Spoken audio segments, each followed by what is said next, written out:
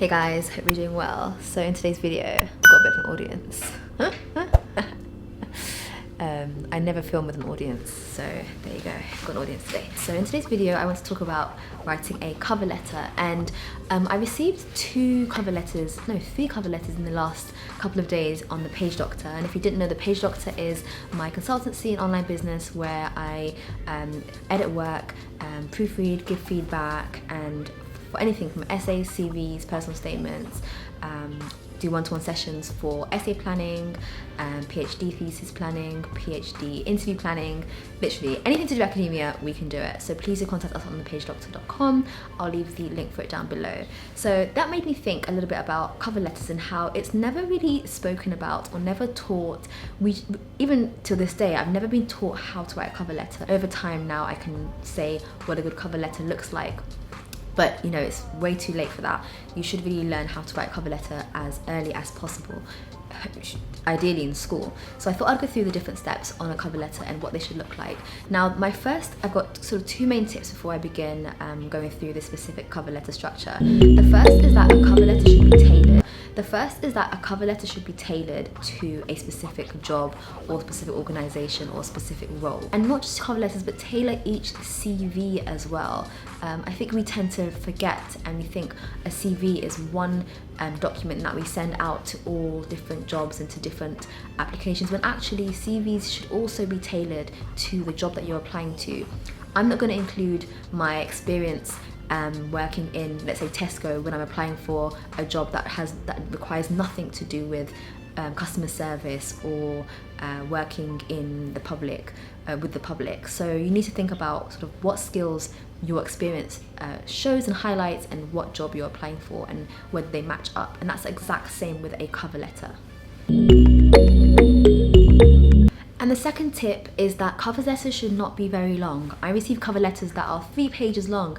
It's too long. They need to be between 3/4 of a page, maximum 1 page. A cover letter is a supporting statement. It isn't your application. It isn't where all the detail, all the information is about you. It should simply be a short statement that your employer, your potential employer, is going to read about you. So it shouldn't be very long. And I found that actually when I receive cover letters that are over a page, I tend to be put off by them, and I think that this person isn't able to concisely summarize their experience. So definitely stick to 3/4 of a page to maximum 1 page. To start your cover letter off, you want to say "Dear," and then you insert the name of the person that you're applying to, or the person that's going to be receiving that letter. And again, you should know who this person is and be aware of that, because it is going to a specific person, be it a recruiter or be it the manager or HR, whatever it is. Then you want to start off. So the first couple of lines are 1 or 2 sentences to express your interest or to show what it is that you're applying for. So you might want to say something like, "I want to express my interest for this job," or "I am writing to apply for," or "I am writing to learn more about any vacancies in X, Y, and Z." And so what that does is it introduces you and it shows the reader what it is that what your intentions are and what it is that you're actually applying for. Because you can imagine that a company has a number of different vacancies, and by having your cover letter, by the first 2 lines of your cover letter stating exactly what it is that you're applying for, it just clarifies that and it makes it easy for the recruiter or the person that's receiving it to know exactly kind of what box you fit into.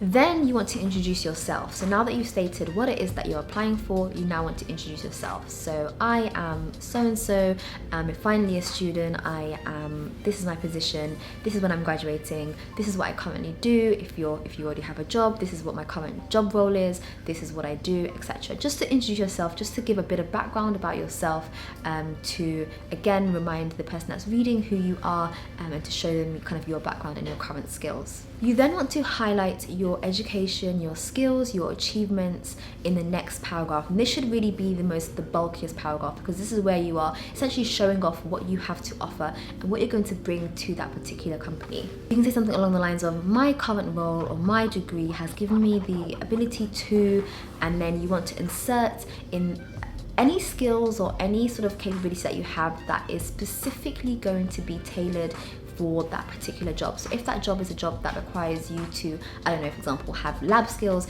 you might want to say something along the lines of, in my 3rd year, I spent 3 months doing a research project, and during this time I learned how to do this technique, that technique, and this technique, and be very specific. Remember that the person has already seen your CV, so this is not a written long form of your CV. Don't say during this year I did this and during these 2 years I did that, and that's not the point of this. The point of this is to give a bit more detail and to highlight specifically how you fit that role in sort of sentences, essentially, because your CV is most likely going to be bullet points.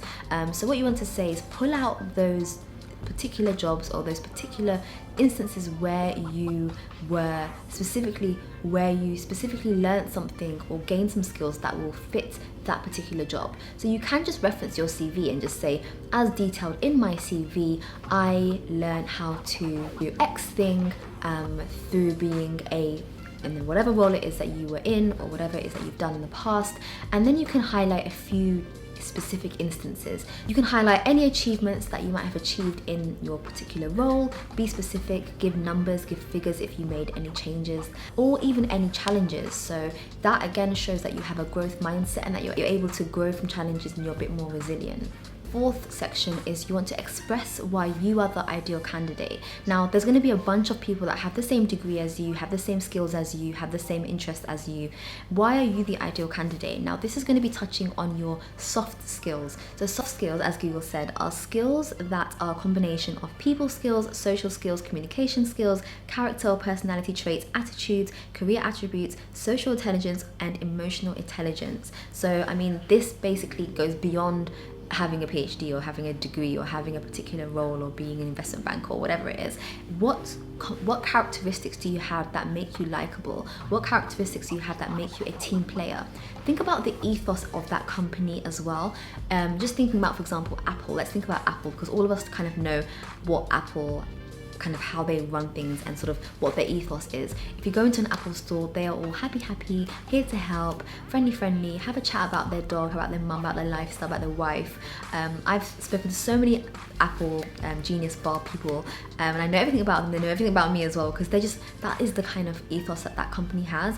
They're very social, they're very sort of open, and because you know that's the ethos of that particular company, when you highlight those soft skills, you want to highlight skills that will show that you are a good fit for their particular company.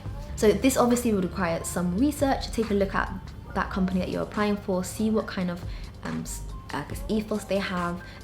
It should be widely available on their document or even on the application form or the application brochure that you have applied for in the first place. I want to close off, you don't want to ramble too much, close off by stating the following. So firstly, you want to say thank you for your consideration and for your time. They've obviously spent a few minutes reading this, so just thank them at the end. You then want to give them, leave the door open, say to them, if you want to contact me or if you need any more information, then feel free to contact me, and you can give them your email address or a number or something else that allows them to contact you directly. And you can even be a bit cheeky and preempt your interview by saying, I'm available for interview on the following days or as early as next week. Again, it just shows that you have a strong interest, and it shows that you have availability soon. A lot of jobs might have openings that they want to fill quite quickly and don't necessarily have time to wait weeks or months for for candidates to be interviewed. I tend to use either yours sincerely, it's quite formal I think, or even kind regards. I guess it kind of depends on the company, but I would tend to stick to sort of as formal as possible. So I would say yours sincerely is the best way to sign off, and then just give your full name, and that's the end of that. Do make sure that you're reading over to make sure there's no spelling mistakes, there are no grammatical errors. Again, you can send it to us at the Page Doctor if you do want an edit, and we can make sure to check for this and to ensure that you've included the correct structure for your cover letters. To conclude, there are 5 main parts of a cover letter. Start off by specifying what it is that you're applying for. Why are you writing this cover letter? Then you want to introduce yourself and what your current role is. Then you want to show what your academic skills are and what your experience is. You then want to show that you're the ideal candidate by highlighting your soft skills. And then you want to close off by giving some closing remarks and finish off by signing off and just saying thank you, and I look forward to hearing from you soon. And like I said, don't forget to contact us on thepagedoctor.com if you do want a professional edit. You can send us your job description, a link or whatever, so we can match it up to make sure that it is appropriate for the job that you're applying for. And hopefully this is helpful, and hopefully it helped you on your job hunt, and I'll see you guys in my next video. Bye.